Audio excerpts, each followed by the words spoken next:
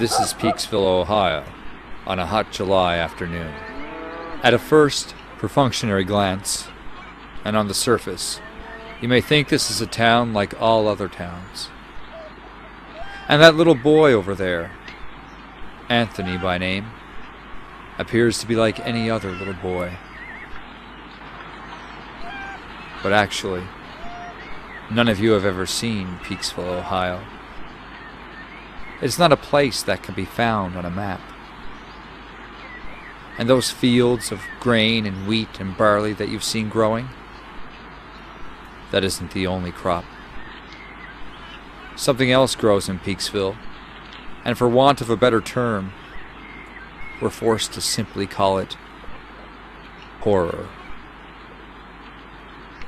But let Anthony's father tell you about that. Around here, most folks just call him Dad Fremont. We'll let him tell the story.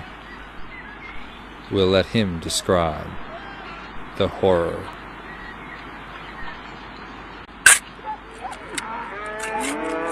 That's right.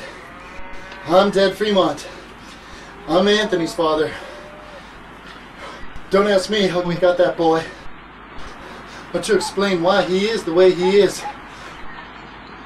He just got born one June 6 years ago, and old Doc Baker, God rest him, took a look at him, screamed, dropped him, tried to kill him, and Anthony, my son, Anthony, whined, let out a cry, and then he done this thing. It's hard to explain. Real hard to explain what this thing is. But it appears that Anthony destroyed the world and left only this village in it. Or he'd taken the village someplace else, away from everything. We don't know which.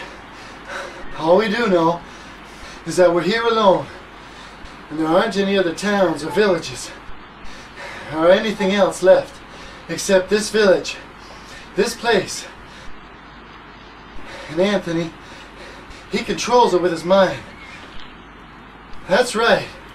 That little 6-year-old boy in the porch over there, he can send people into a grave, or he can turn them into walking horror, or anything he wants. That's right, anything he wants. So that's why, when you walk down the street of the village, past the house, or any place, simply any place where Anthony might be, you got to keep smiling, or laughing, or mumbling something to keep your mind clear. Because Anthony can tell what you're thinking. And if it's a bad thought, Anthony's mind will snap on you. And he'll do most anything at all.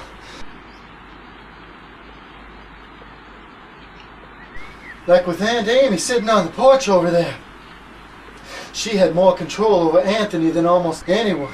Certainly more than me and his mother.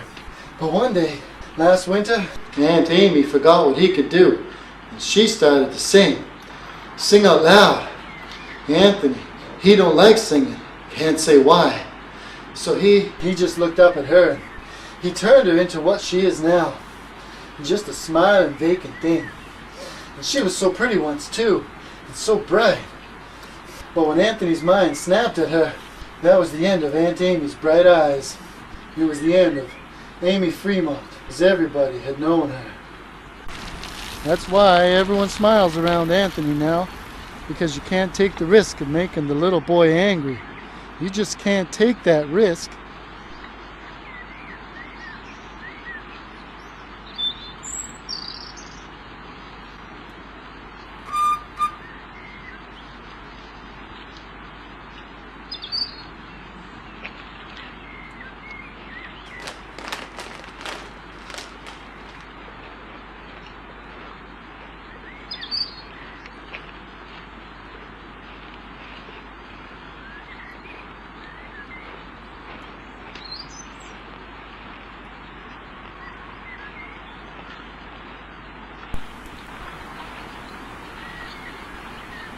Howdy, Anthony. Mighty nice to see you today. Mighty nice.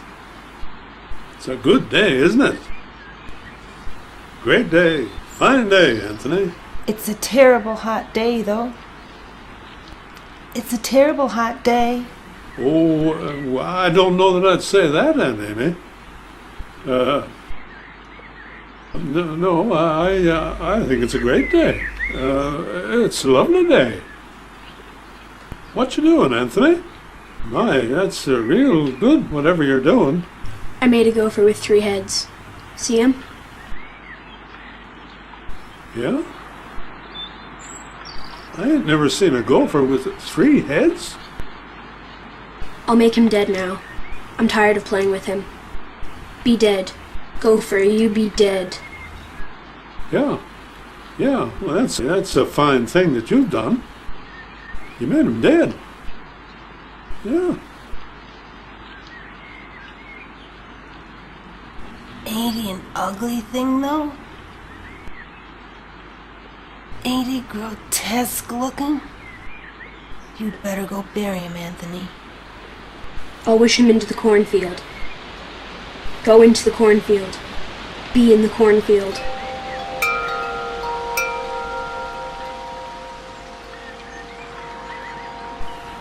You don't want me to wish you dead, do you?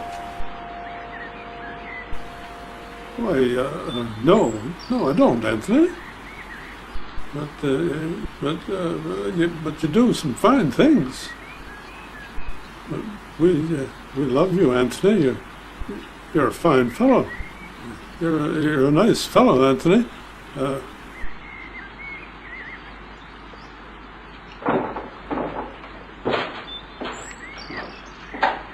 You're a good boy, Anthony.